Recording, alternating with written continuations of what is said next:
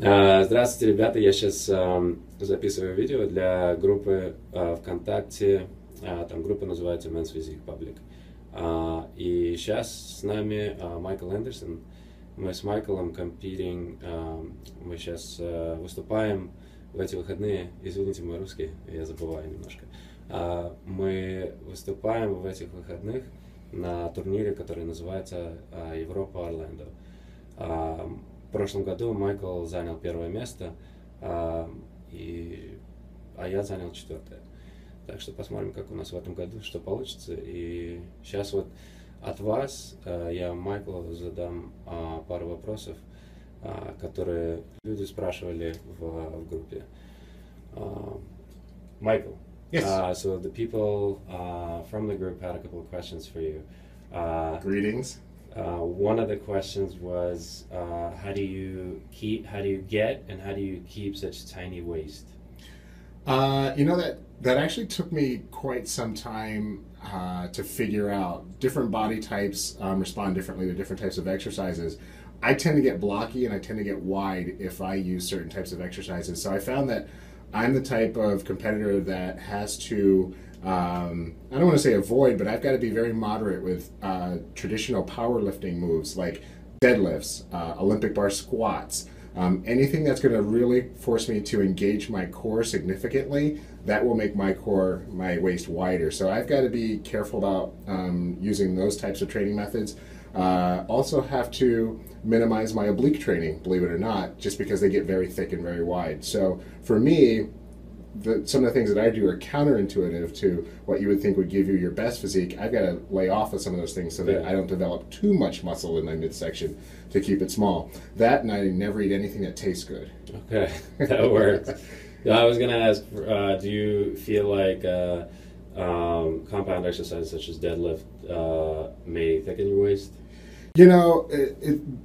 Different people have different philosophies and opinions on that. Yeah. I think that different bodies respond differently. Right, that's what I think. My particular one, I get wide immediately. Okay. And for me, with my height, being so tall, when I get thick in the midsection, it just makes everything else have to grow to counterbalance, right. And then I become too big for the category. Okay. Now, other people who have a more balanced and sturdy frame might be able to get away with it just because their shoulder to waist ratio is a lot easier for them to maintain that ratio with a thicker waist versus me being so tall. Right. All right. So how tall are you, Michael? Just under 6 feet 2 inches. Okay.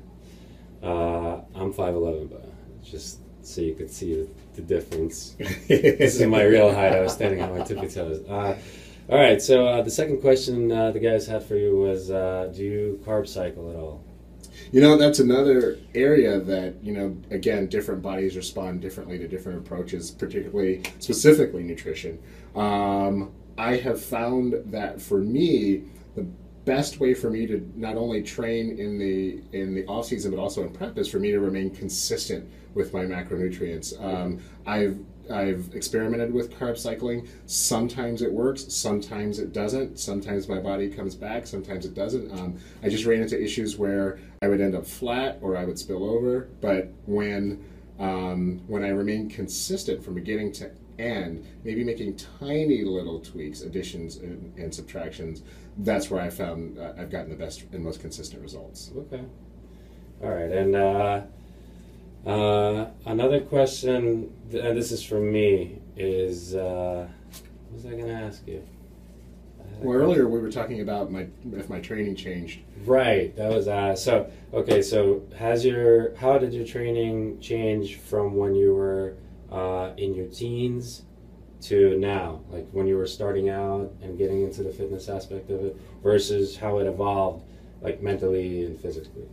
Well, the majority of my life I've been an athlete, first a gymnast, then track and field. And, as anyone knows with any sport, you train for sport-specific performance. And so everything that I did in the weight room was geared around making me a better runner, making me a stronger runner. It really wasn't about appearance. And then when you step into this sport, it's 100% about the physicality. It's all about the look. So, I'm going on 42 years old. I didn't change how I started training until I was 39. So it's only been a couple of years very recently that I changed my, but it's never too late. But I changed my thought process and my approach to it because, there's a very big difference between training for fitness and training for sport and training for bodybuilding. And when you're training for physique, it's not about how strong you are or how big you are. It's about symmetry. It's about balance. And it really is about presenting a head-to-toe complete package that is aesthetically pleasing. And, a lot of people will say that that's, a little narcissistic, but that's what the judges are looking for. It's no longer about what I want, it's about what the judges want, and I have to train that way. All right. Thank you for answering our questions for the guys over in Russia. And if you want to say a couple of words to your fans, you have a big following over there, so they want to, any words of encouragement to the guys. I'm excited to see that the sport is growing in the European countries, especially in Russia.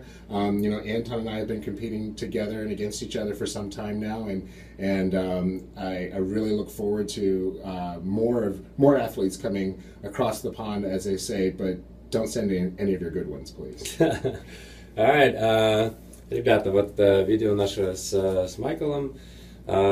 И смотрите еще, у меня пару еще вопросов будет для других атлетов, так что запишу попозже немножко еще пару видео. Давайте, счастливо.